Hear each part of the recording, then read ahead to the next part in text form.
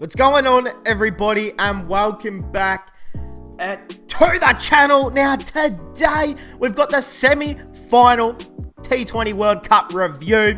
The first one, England versus New Zealand.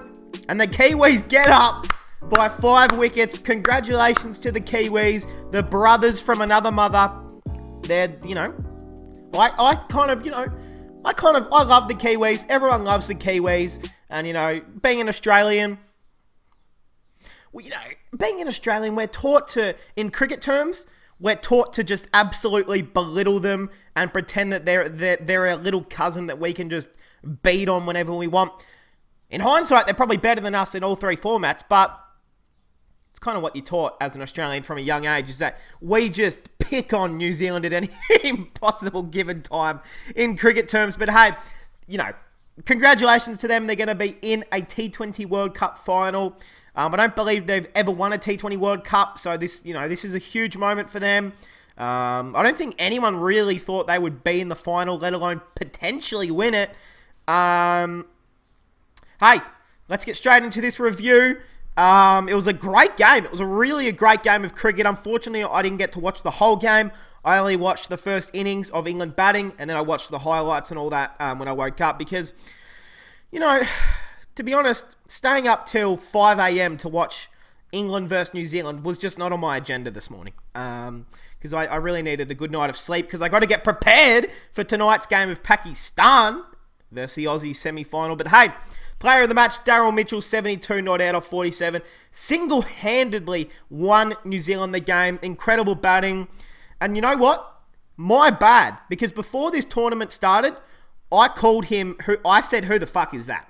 I simply said, who the goddamn hell is Daryl Mitchell? Then I looked up some of his stats and I was like, yeah, he seems okay, but nothing special. Well, he just won his country into a final, T20 World Cup final position. So congratulations to Daryl Mitchell. Incredible knock. That really was deserved player of the match. England batting first. Joes Buttler, 29 of 24. Bairstow, 13 of 17. David Malan, of course. Is he still ranked the number one T20 batsman in the world? I think Babar Azam is number one now, right? I can't remember. 41 off 30. Really good. Moeen Ali, 51 off 37. Not out. Great knock. Livingston, 17 off 10. Morgan, not out. 4 off 2. That is Owen Morgan's probably best score since 2017. So congratulations, mate. Look, obviously they have a few injuries in this team. It's not ideal, but obviously no Jason Roy, who is a huge part of this top order. And as much as we like to pick on England here, we like to, see them lose. No one likes to see an injury to a star player who can make a difference in a big game. So, of course, I wish Jason Roy was out there because the best players deserve to be on the biggest stages. So, always respectful of when a team or a player has an injury because, that shit sucks, but it's a part of sport, unfortunately.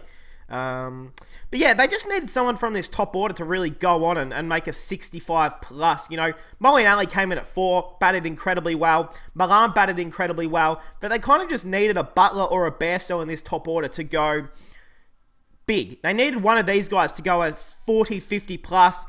If they scored anywhere from 185 plus, the match was over. They would have won easily.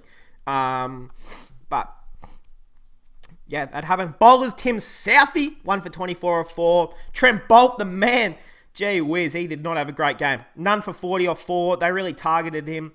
Adam Milne, 1 for 31 off 4. Ish Shoddy, 1 for 32 off 4. Mitchell Santner, none for 8 off 1. Surprised Santner only bowled the 1 over. That was a little bit surprising. Jimmy Neesham, 1 for 18 off 2. The man Jimmy Neesham. And Glenn Phillips bowled an over. None for 11 off 1. That'll be the last over he ever bowls, I would have thought. All right, we come on to the New Zealand batting side of things. It looked very bad early for the Kiwis. It looked so bad early for the Kiwis.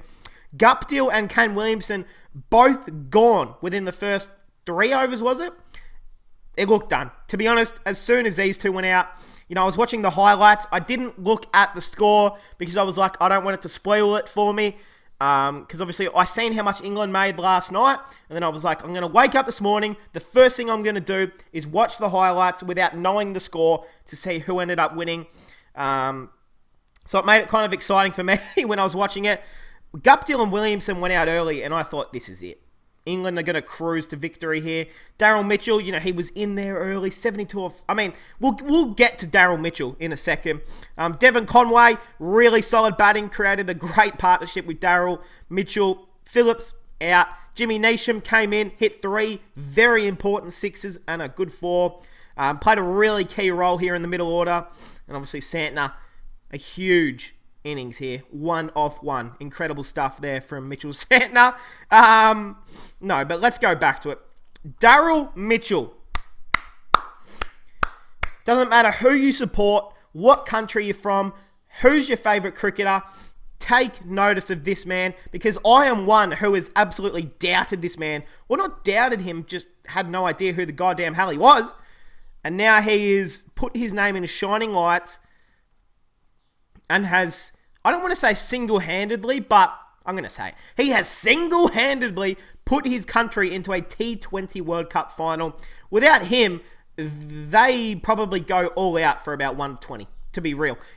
As good as Jimmy Neesham's 27 was, and as good as Devon Conway's 46 was, they both still went out. And it still left so much responsibility for Daryl Mitchell to bat the full 20 overs and make 72 not out. I mean, it's one of those innings that you have to respect so much. So absolutely credit to him. And whoever plays the Kiwis in a World Cup final, in my opinion, I think the Kiwis go in favourite. It doesn't matter if they're playing against Australia or Pakistan. New Zealand go in favourite, in my opinion. They have to go in favourites. I think they'll go in favourites no matter what or whoever they're playing.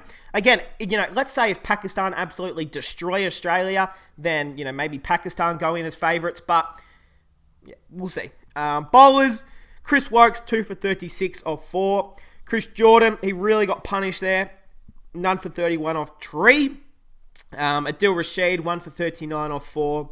Mark Wood, none for 34 off 4. And Liam Livingstone, surprised to see he bowled 4 overs, but it worked out in the end. 2 for 22 off 4. Really, a really handy tournament for Liam Livingstone with the ball, which I don't think he bowled much at all for Rajasthan Royals this season. So, I think whoever gets him in any tournaments, you have to bowl him. He's a pretty good bowler.